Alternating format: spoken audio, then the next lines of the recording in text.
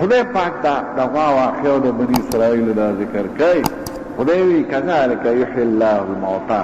املی تلک استاسو مخی مرد خدای را جمع دیکن خدا ار وقت نخی که ار وقت قول بی ایمان بالغیب نپاتا کی دو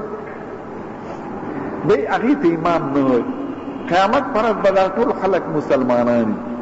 اغیت ایمان نوی چه سڑی پخپل استرگو سومینی اغینا بے انکار کولی شی که سڑی منز کولی و 500 روپے جیب کی پریواتے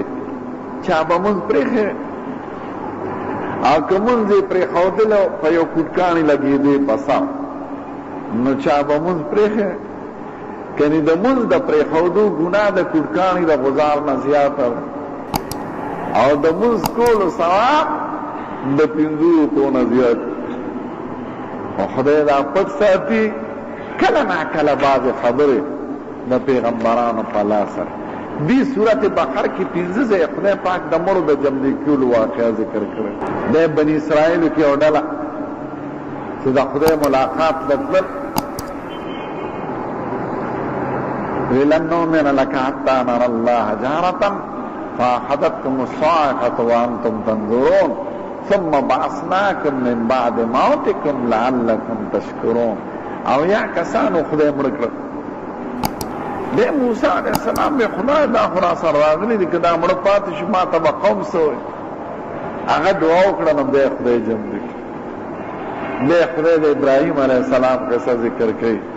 اگه خدای دا مری تس جمع دی که انو سلور مارغانی پینولی اولال کردی دے دا عزیر علیہ السلام قصہ